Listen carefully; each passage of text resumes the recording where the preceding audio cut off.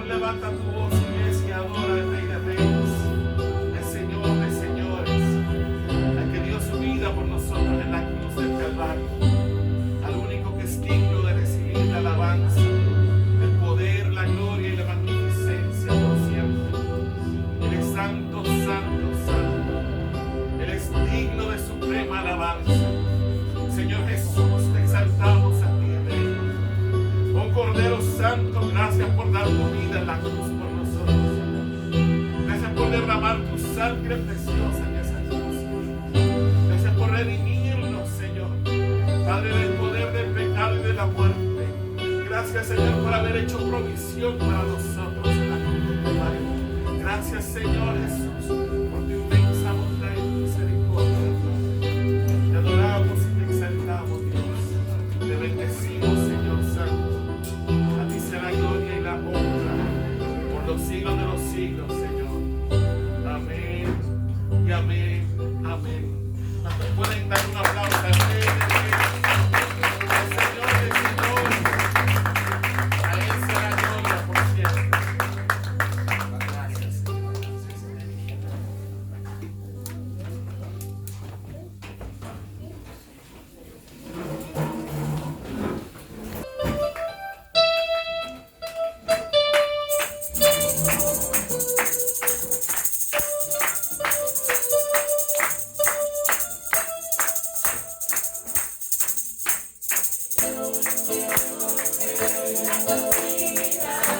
Gracias.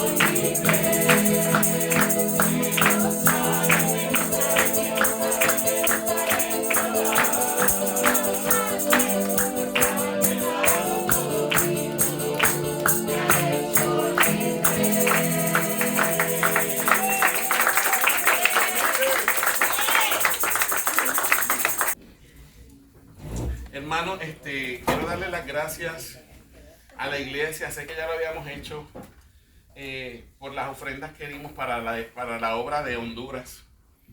El pastor se pasa mandando mensajes de texto con todos los avances que han tenido de la iglesia. Yo creo que he pasado algunos al grupo de la iglesia, pero otros realmente pues no he podido porque son tantos. Pero definitivamente gracias, iglesia. Porque esos $1,000 que mandamos, esa gente los ha estirado. Yo no sé cómo lo han hecho, pero los han estirado.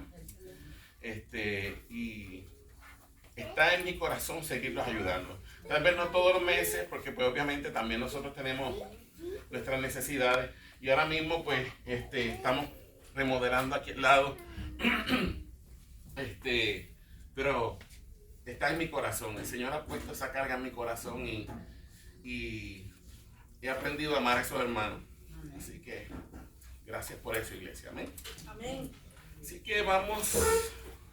Si me escuchan medio afónico, estuve toda la semana aquí en el polvo, metido en el polvorín y qué sé yo. Digo, no porque yo esté construyendo, porque yo no sé nada de construcción, pero estaba aquí con los muchachos que han estado trabajando y me he tragado el polvo con ellos también. Así que gracias por su paciencia, iglesia, por su amor.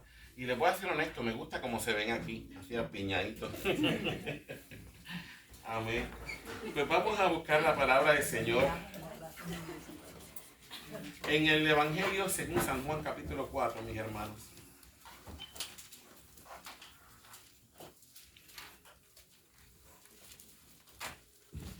Y vamos a leer los versos del 1 al 9. Y nos ponemos de pie cuando encuentren la palabra del Señor. Sí, Juan 4. Del 1 al 9.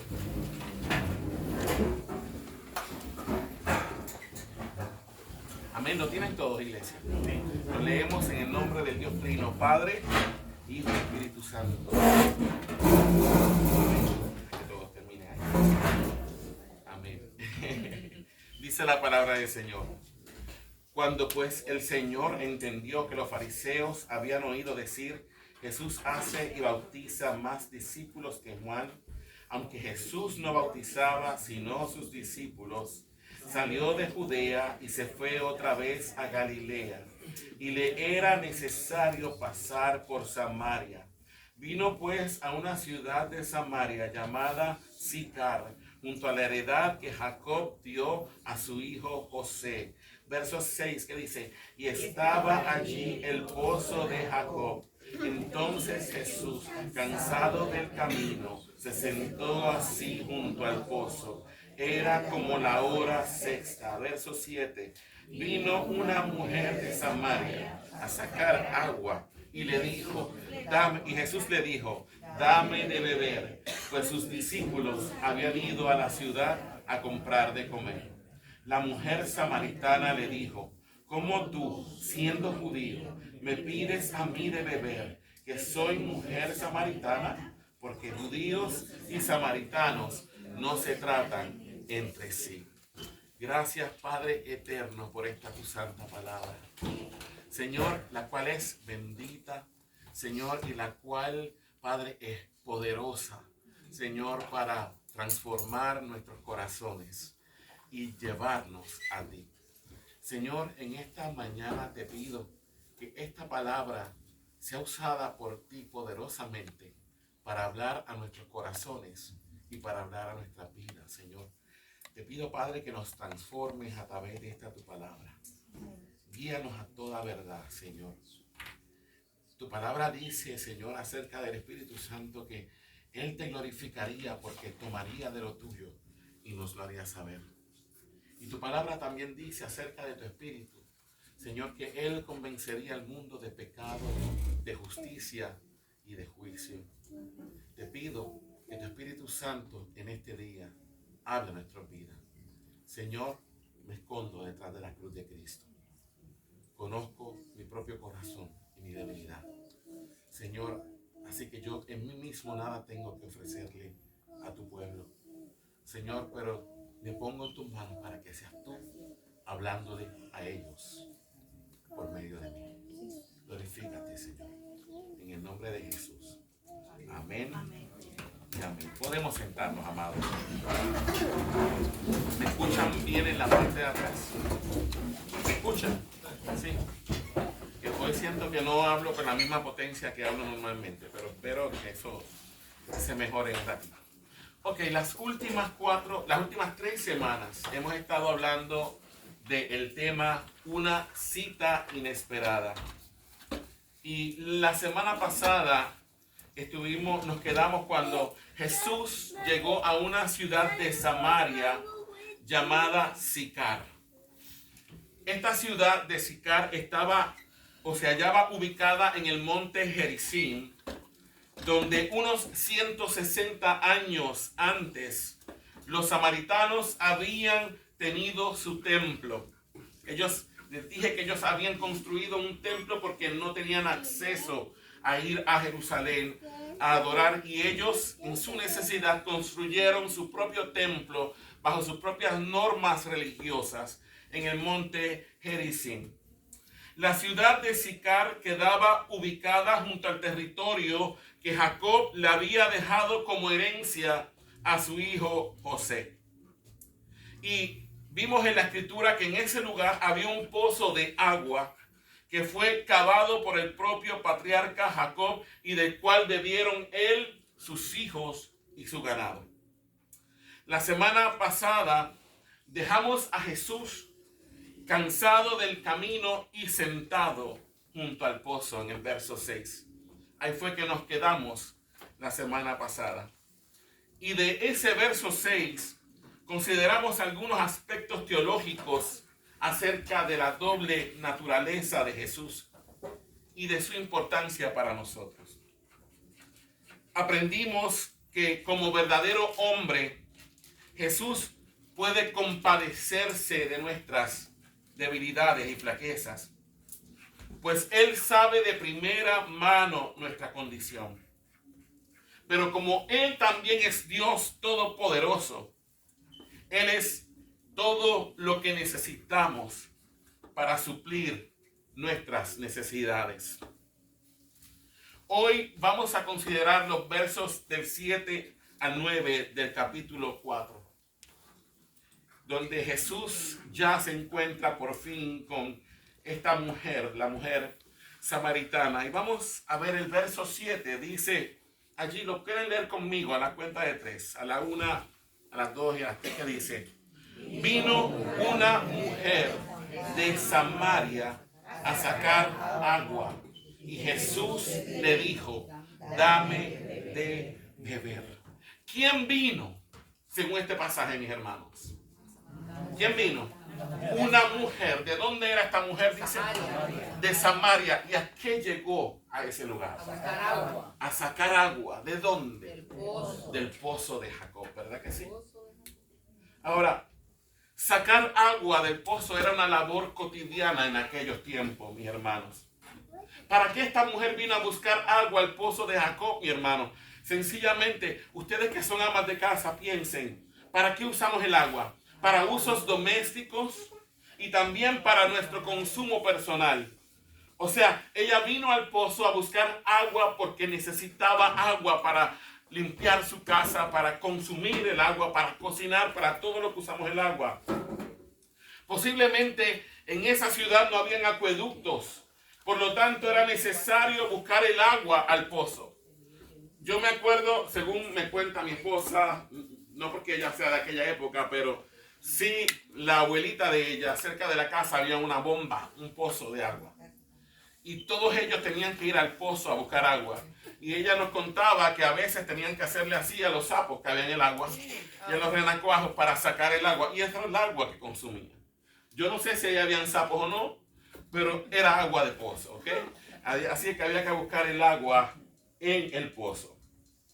Ahora, por lo general, las mujeres no venían solas a buscar agua al pozo. Siempre las mujeres venían en grupos y venían temprano en la mañana o antes de la puesta del sol. ¿Por qué las mujeres venían en grupo a buscar agua y venían temprano en la mañana o antes de la puesta del sol? Porque eran las horas más frescas del día. Pero vemos aquí que esta mujer no vino con otras mujeres. Dice la escritura que ella vino como sola. ¿Y a qué hora dice allí? A la hora sexta. ¿Y ustedes saben cuál es la hora sexta según los judíos? La primera hora de la mañana era las 6 de la mañana. La segunda era las 7. La tercera era las 8. Mentira, 7, 8, 9. La tercera era las 9, perdón. La cuarta era las 10. La quinta era las 11. Fue al mediodía a buscar agua. A la hora más caliente del día. Y fue sola. Ahora, ¿por qué esta mujer iba al pozo al mediodía, a la hora que nadie iba a ir allí porque hacía demasiado sol? ¿Y por qué llegaba sola? Más adelante nos vamos a dar cuenta, mientras vayamos adentrándonos en el capítulo 4, porque esta mujer venía sola y venía a la hora del día que nadie venía a buscar agua al pozo. Ahora, según el verso 7, ¿quién más aparte de esta mujer estaba allí en el pozo? Jesús solo, ¿verdad que sí? ¿Qué hacía Jesús allí, mi hermano? Habíamos visto la semana pasada que Jesús había estado caminando posiblemente por 2 días y medio desde Judea y había llegado a Samaria y llegó a esa ciudad de Sicar, y dice la Biblia que se sentó junto al pozo como cansado del camino, ¿verdad que sí? ¿Y qué hizo Jesús en el verso 7 cuando esta mujer llegó donde él? ¿Qué hizo? Le pidió que agua de beber, ¿verdad que sí? Jesús le pidió a la mujer samaritana agua. Le pidió agua por 2 razones, mi hermano. Número 1, le pidió agua porque estaba realmente cansado y sediento. Tenía sed. Hablamos la semana pasada de la humanidad de Jesús, ¿verdad? Pero en segundo lugar, le pidió agua porque había una razón más. Jesús quería iniciar una conversación con esta mujer. No era casualidad que Jesús llegara hasta aquel pozo al mediodía, mi hermano. Jesús no llegó allí de casualidad. Jesús escogió a la hora que iba a salir de Judea porque él tenía que estar en ese pozo, en Sicar, a las 12 del día. No había casualidad en él. Acuérdense que habíamos dicho que le era ¿qué? Necesario pasar ¿por dónde? Por Samaria. Es más, mis hermanos, Jesús orquestó todo para llegar a ese pozo exactamente a esa hora. El propósito de Jesús pasar por Samaria era encontrarse con esa mujer. No era una gran multitud, no. El propósito de Jesús era encontrarse con esa mujer en ese pozo a las 12 del día. Si comparamos el encuentro de Jesús con Nicodemo en el capítulo 3 y con la mujer samaritana en el capítulo 4, podemos encontrar algunas diferencias. En primer lugar, mi hermano, Nicodemo era un hombre, era judío, era religioso y tenía una buena reputación. ¿Verdad que sí? Ahora, en cambio, la samaritana era mujer, era samaritana, aunque tenía inquietudes espirituales, sin embargo, no era una mujer religiosa y tenía una reputación dudosa. Y lo vamos a ver más adelante. Nicodemo era un hombre, era judío, era religioso, tenía buena reputación. Esta mujer, era samaritana, no era religiosa y su reputación no era muy buena, que digamos, en el pueblo. Nicodemo, ahora viendo otra vez, vimos Nicodemo versus la mujer samaritana. Ahora, Nicodemo, en el caso de Nicodemo, en el capítulo 3, vemos que es Nicodemo quien toma la iniciativa de venir a Jesús. ¿Se acuerdan? dice, este vino a Jesús. Pero en el caso de la samaritana, es Jesús quien tomó la iniciativa de venir hasta donde ella. ¿Pueden ver la diferencia? Nicodemo vino a Jesús, pero Jesús vino a donde estaba la samaritana. Nicodemo vino a Jesús ¿a qué hora del día? De noche. Pero Jesús se encuentra con la samaritana ¿a qué hora del día? Al mediodía. Nicodemo tenía algunas referencias acerca de Jesús, porque en el capítulo 2 de Juan vimos que Jesús durante la fiesta de la Pascua estaba en Jerusalén haciendo milagros y muchos creyeron en él.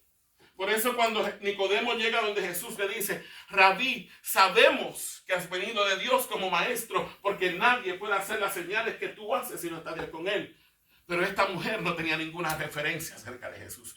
Es más, ella no sabía quién era el que estaba hablando con ella en el pozo de esa tarde. Sin embargo, aunque Nicodemo y la samaritana eran dos personas tan diferentes, los dos tenían una cosa en común, mi hermano. ¿Sabes cuál era esa cosa que tenían en común? Ambos estaban igualmente perdidos.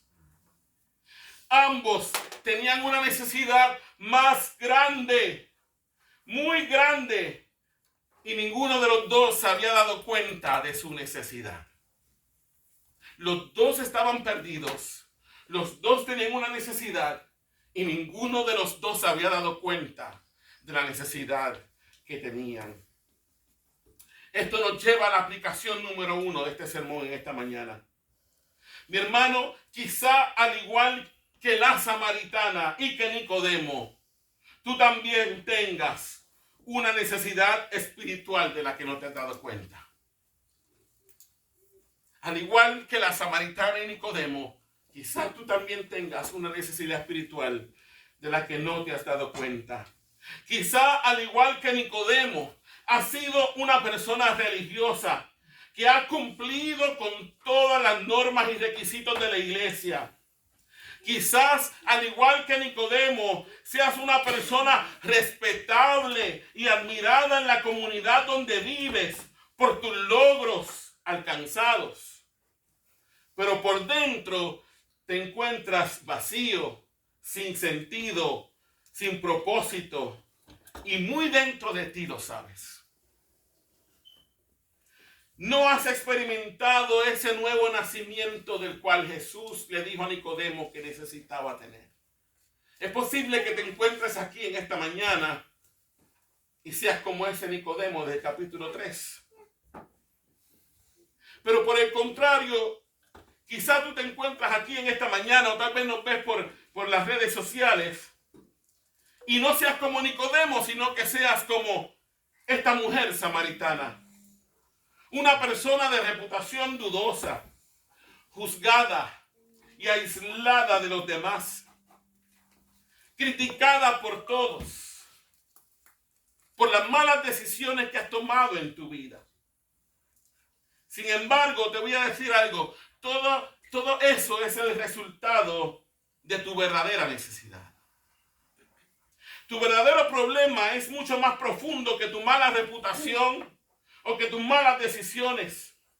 Tu problema verdadero es más profundo que la crítica de los demás. Tu verdadero problema, mi hermano, hermana, amigo que me escuchas, es espiritual. Tu verdadero problema es el pecado que mora en ti. Todo ser humano que nace sobre la faz de este mundo, sin excepción, no importa cuán bueno crea que es, está muerto y corrompido por el pecado, mi hermano. Acompáñame un momento al libro del profeta Isaías, capítulo 1, y vamos a ver los versículos del 4 al 6. Vamos a ver qué dice el Señor acerca de la condición del ser humano. Isaías capítulo 1, versículos del 4 al 6. Cuando lo tengan me dicen amén para saber que están conmigo. Lo leemos todo, mis hermanos. Isaías 1, del 4 al 6. Vamos a leerlo a la cuenta de 3. Este es Dios hablándole al pueblo de Israel. A la 1, a las 2 y a las 3, que dice: oh gente pecadora, pueblo cargado de maldad, generación de malignos, hijos depravados, dejaron a Jehová, provocaron a ira al Santo de Israel, se volvieron atrás. ¿Por qué queréis ser castigados aún? Todavía os rebeláis. Aquí viene lo importante que dice el verso 5 ahí. Toda cabeza está enferma y todo corazón doliente. Verso 6. Desde la planta del pie hasta la cabeza no hay en él cosa sana, sino herida, hinchazón y podrida llaga. No están curadas, ni vendadas, ni suavizadas con aceite. Esa es la condición de todo hombre y mujer que nace sobre la faz de la tierra. Tal vez la gente te ve y te ve bien bonito por fuera, pero por dentro estás, como dice el profeta Isaías.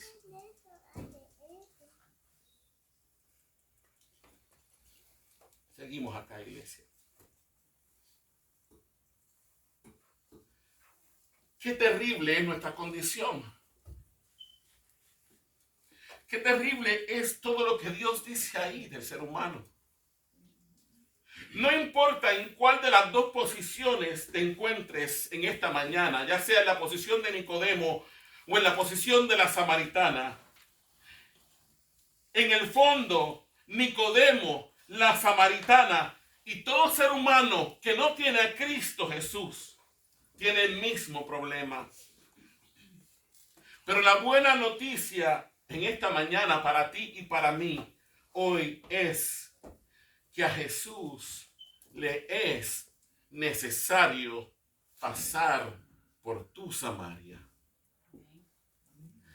Nada ocurre por casualidad. Y Jesús te trajo aquí hoy, o Jesús te trajo a través de las redes sociales hoy, porque le es necesario encontrarse contigo, como le era necesario encontrarse con la samaritana. Para ella, quizá encontrarse con Jesús fue una cita incómoda o inesperada. No sé si alguna vez has tenido la experiencia de llegar a un lugar y encontrarte con alguien con quien no quieres encontrarte. O has tenido la experiencia de que quieres llegar a un lugar porque crees que va a estar solo y llegas y hay alguien allí y te sientes incómodo. Yo me imagino que cuando esa mujer que pensaba que no iba a haber ni un alma en aquel pozo llegó allí, se tiene que haber sentido incómoda. Y puedo sentir lo que ella sintió porque me ha pasado a mí. Se sintió incómoda. Para ella fue una cita inesperada, mi hermano y mi amigo. Pero fue una cita que fue coordinada por Dios, el Padre, desde la eternidad pasada, desde antes de la fundación del mundo. Ella no tenía idea de que ese día se iba a encontrar con Jesús. Para ella fue un día normal.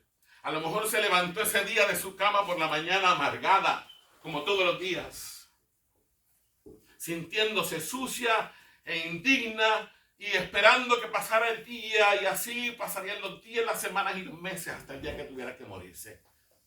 Ella no se esperaba encontrarse con Jesús, pero Jesús estaba allí.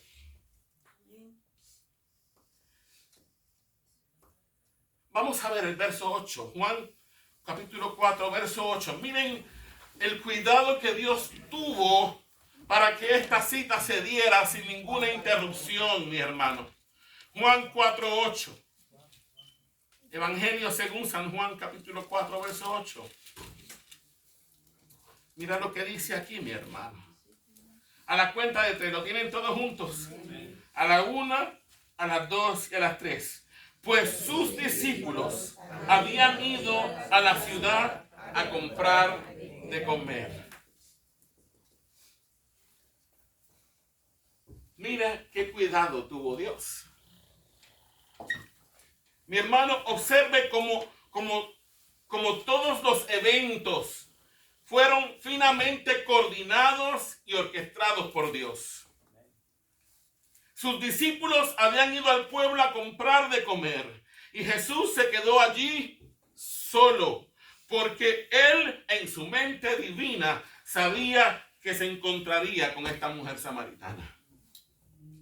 Los discípulos de Jesús, como cualquier judío de su época, eran hombres con profundos prejuicios. Los prejuicios comunes de su época contra los gentiles, contra los samaritanos y contra las mujeres de reputación dudosa. Por lo tanto, si ellos hubiesen estado presentes, este encuentro entre Jesús y la samaritana no hubiera sido posible. Tenía que estar Jesús solo. Y aunque parece una casualidad que los discípulos se fueron a comprar, no era casualidad. Dios lo ordenó así, porque tenía que pasar.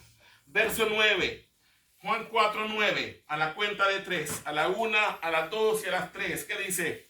La mujer samaritana le dijo: ¿cómo tú, siendo judío, me pides a mí de beber, que soy mujer samaritana? Porque judíos y samaritanos no se tratan entre sí. La mujer expresa sorpresa, mi hermano. Ella tal vez esperaba que Jesús le dirigiera la palabra, pero ella expresa sorpresa ante la solicitud de Jesús. Ella reconocía las barreras que Jesús estaba ignorando y derrumbando con su pedido. Primera barrera que Jesús está derrumbando es que estaba prohibido que un maestro hablara en público con una mujer a solas.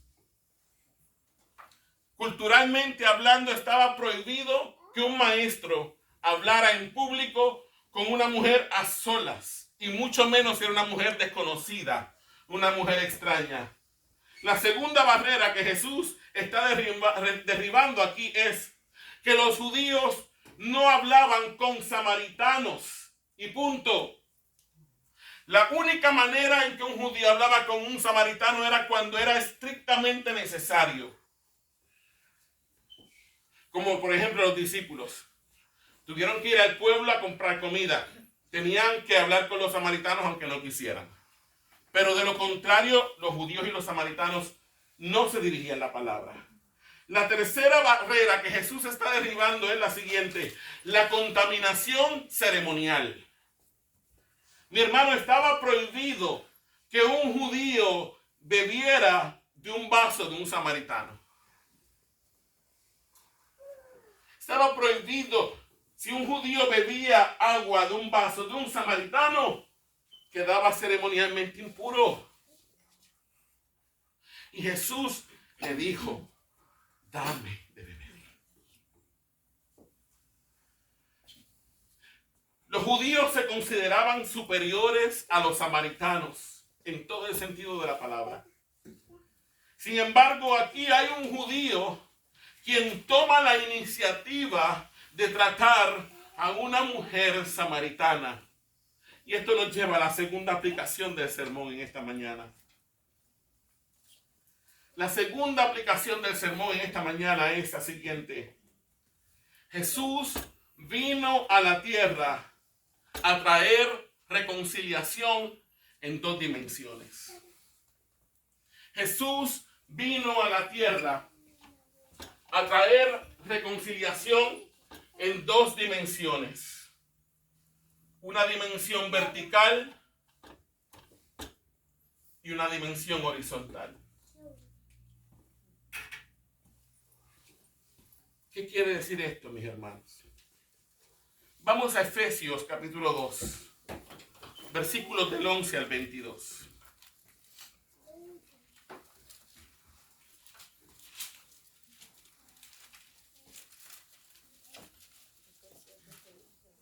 Sí, hermana. Efesios 2, del 11 al 22. Quiero que me acompañen allí. ¿Lo tienen todos? Les dije que Jesús vino a la tierra a traer reconciliación en dos dimensiones, ¿verdad? Una dimensión vertical, de abajo hacia arriba y de arriba hacia abajo, y una dimensión horizontal. Y vamos a ver las dos reconciliaciones aquí.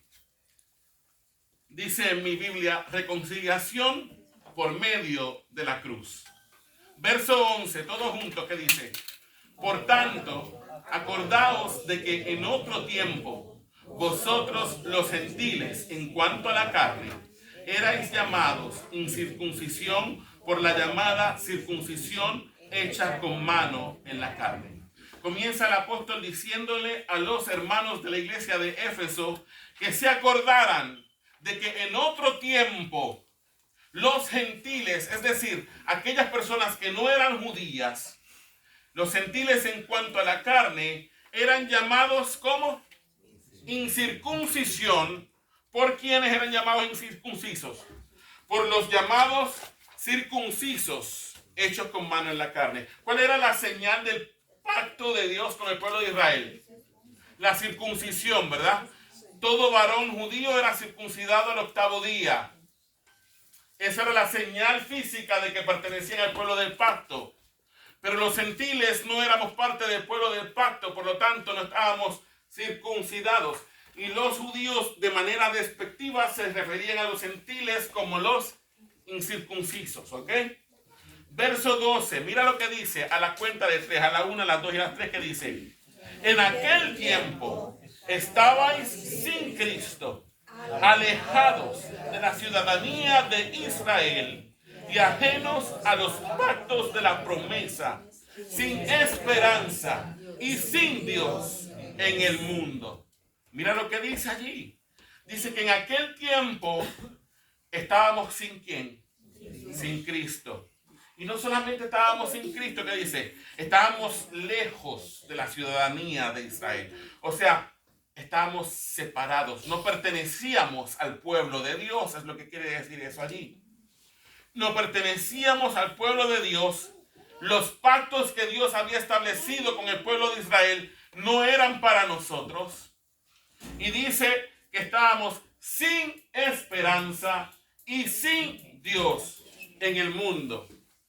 Eso es Pablo diciendo a los efesios que se recordaran de ese tiempo. Pero ¿qué dice ahora en el verso 13, a la 1, a las 2 y a las 3? ¿Qué dice?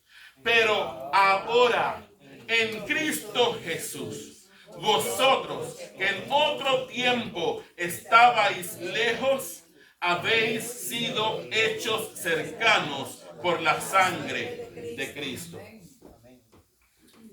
Yo no creo que tengan que explicar eso está más claro que el agua. Ustedes que en otro tiempo estaban lejos, ahora han sido hechos cercanos, dice allí, por la sangre de Cristo. Verso 14, mira qué belleza. Porque Él, y ese Él tiene un acento, ¿verdad? ¿Qué significa un Él con acento? Que es un pronombre, ¿verdad? No un artículo. Dice, ¿y ese Él es quién? Jesús. Mira lo que dice. ¿Qué dice? Porque Él es nuestra paz. Que de ambos pueblos, ¿qué hizo? Uno, derribando la pared intermedia de separación. Verso 15. Aboliendo en su carne las enemistades. La ley de los mandamientos expresados en ordenanzas, ¿para qué? Para crear en sí mismo, es decir, para crear en él, ¿qué cosa? ¿de los dos qué?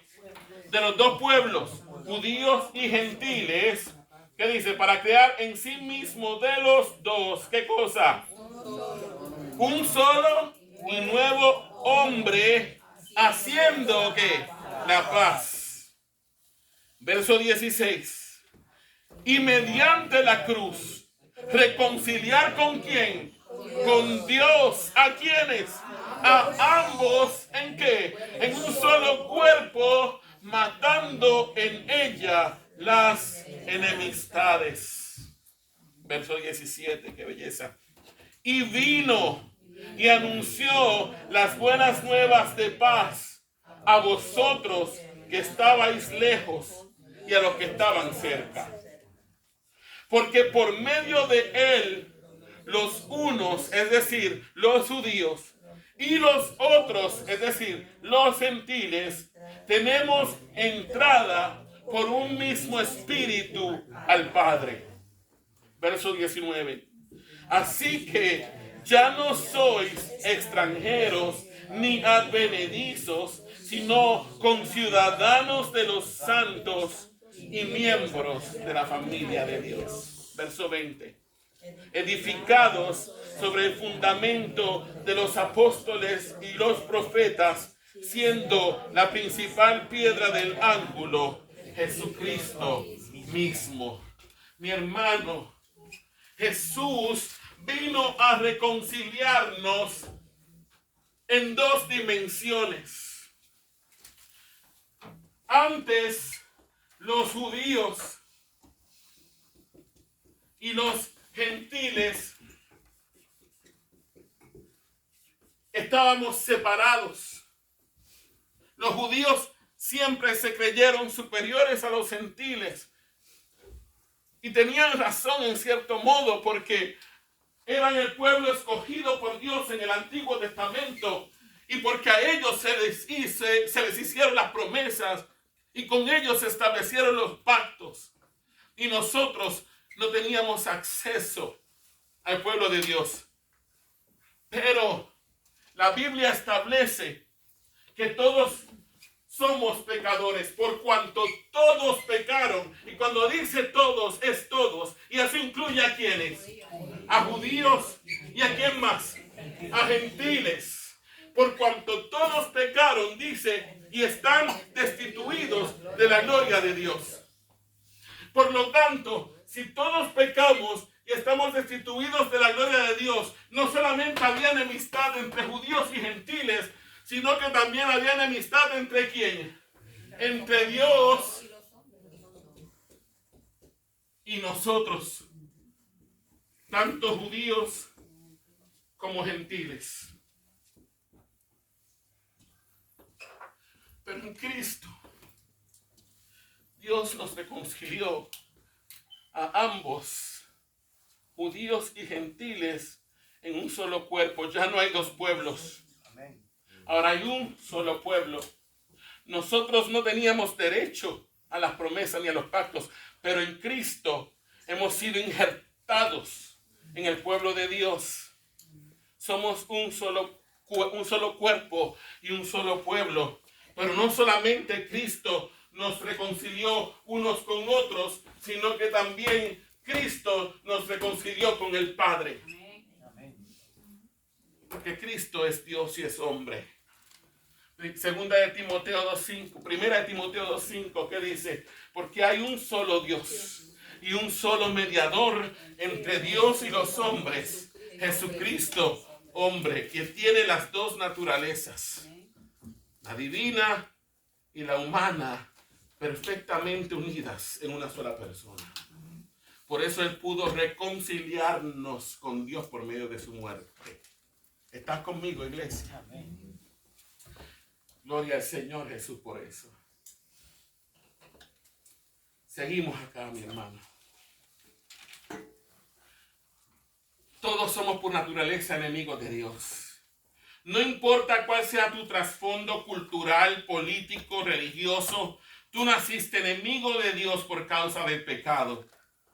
La raíz de los conflictos entre los seres humanos es también el pecado, el orgullo, el odio, el rencor, la indiferencia. Todo eso es producto del pecado que hay en el corazón. Si queremos ser reconciliados con Dios y si queremos reconciliación entre los hombres, necesitamos experimentar la reconciliación por medio de Cristo. No habrá reconciliación con otros hombres si no hay reconciliación con Dios por medio de Cristo primero. ¿Estás conmigo, iglesia? Y esto nos lleva a la tercera y última aplicación del sermón de hoy. Número 3. Si la iglesia quiere ser efectiva en la comunidad, debemos ser como Jesús y romper las barreras que nos separan con la gente de la comunidad. Repito esto de nuevo. Si la iglesia quiere ser efectiva en la comunidad, debemos ser como Jesús y romper las barreras que nos separan con la gente de la comunidad. Ahora, romper barreras, mi hermano, no significa que la iglesia tiene que bajar el estándar. ¿Ok? No confundas dinga con mandinga, como dicen en Puerto Rico. Ni confundas gimnasio con magnesio. Romper barreras con la comunidad no es bajar el estándar, mi hermano. Los estándares de Dios son eternos. No varían, no cambian. No es vender nuestras convicciones para complacer a otros y tener a todos contentos. No es bajar los estándares para conformarnos más al mundo y de este modo hacernos más atractivos al mundo. No se trata de eso. Romper barreras tampoco significa que ahora vamos a tener muchas actividades de entretenimiento para que la gente llegue a la iglesia. Mi hermano, el mundo nos gana en entretenimiento. Por más que usted quiera hacer actividades de entretenimiento para que la gente venga, va a llegar el momento que se le van a acabar de la manga las ideas. El mundo las tiene por sobra. Nosotros nunca vamos a llegarle al mundo a los talones en entretenimiento. Quítese de la mente. No es el entretenimiento lo que cambia el mundo. Es la palabra eterna de Dios. La cual no cambia. No necesitamos hacer cosas para llamar la atención. Lo único que tenemos que hacer, mi hermano, es predicar el evangelio. Aleluya. Nada más. Nada más. Mi hermano, hay principios y estándares de Dios que no son negociables. Y esos nunca deben ser cambiados. El Señor le dijo al profeta Jeremías, en Jeremías 15:19, conviértanse ellos a ti y tú no te conviertas a ellos. Cuando nos referimos a romper barreras, me refiero a que debemos ser los que demos el primer paso en tocar a las personas con el amor y el evangelio de Cristo. Eso es romper barreras. No bajar los estándares de Dios. No diluir el evangelio para que sea más dulce y más llamativo a la gente. No, a la gente hay que decirle la verdad. Hay que seguir hablando del infierno. Hay que seguir hablando de la ira de Dios. Pero romper barreras no es diluir el mensaje. Es ser los primeros en tocar. En amar, mi hermano, porque amar implica que hay que decirle la verdad a la gente. Un padre que ama, corrige a su hijo. Amén. Si usted no ama a su hijo, usted deja que se pierda y haga lo que le dé la gana. Pero cuando uno ama, uno le dice la verdad. Amén. No les va a gustar y se van a enojar contigo, pero ¿qué importa? Que se enojen contigo. La medicina que cura es la que duele. La medicina que cura es la amarga. ¿Usted está conmigo? Amén. Pero tenemos que ser los primeros, romper esa barrera de los prejuicios. A veces no le hablamos a la gente porque tenemos prejuicios contra ella. Porque no nos gusta su color de piel o porque no nos gusta su apariencia física. Y esas barreras hay que romperlas. Y ser los primeros en hacer como hizo Jesús con esta mujer. Él dio la iniciativa, él dio el primer paso. Él no esperó que ella viniera. Es más, ella no iba a hablar con él. Ella quería estar sola. Ella no le interesaba hablar con nadie. Cuando hablo de romper barreras, me refiero a no sentirnos superiores a la gente. Cuando hablo de romper barreras, me refiero a estar dispuestos a derribar barreras y prejuicios, a atrevernos a tocar a las personas sin temor a ensuciarnos con ellas. Y concluimos con esto, Hebreos capítulo 5, versículos del 1 al 3.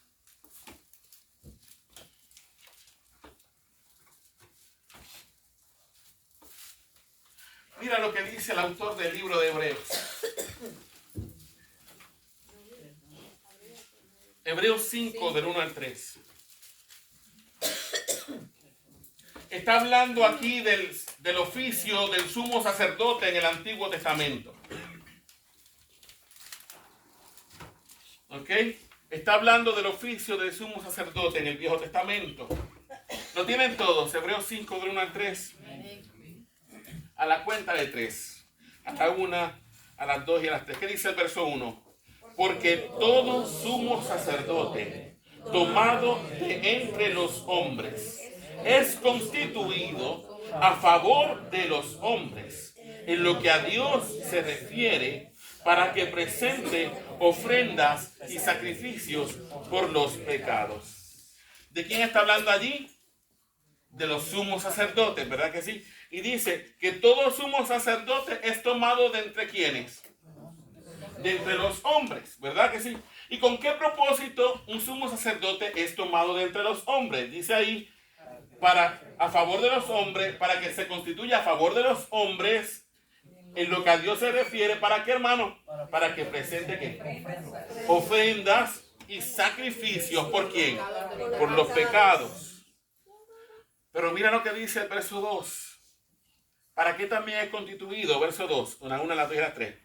Para que se muestre que paciente con los ignorantes y extraviados, puesto que él también está rodeado de debilidad. O sea, el sumo sacerdote tenía que mostrarse como paciente. ¿Con quién? Con los ignorantes y extraviados. Y te dice la razón, porque él también está rodeado ¿de qué? De debilidad. Versículo 3, que dice, y por causa de ella, de su debilidad, debe ofrecer por los pecados, tanto por sí mismo como también por el pueblo. Ahora, ¿cómo esto se asocia a nosotros? Mi hermano, la palabra de Dios dice en 2 de Pedro 1:9 que Dios nos ha hecho ¿qué? Linaje escogido, real sacerdocio y pueblo adquirido, nación santa. ¿Para qué? Para anunciar las virtudes de aquel que nos llamó de las tinieblas a su luz admirable. Entonces nosotros tenemos un ministerio sacerdotal. Y parte del ministerio sacerdotal es ser intercesores entre Dios y el pueblo que está extraviado. Entonces, dice allí que tenemos que mostrarnos pacientes con los ignorantes y extraviados, porque nosotros también estamos ¿qué? Rodeados de debilidad.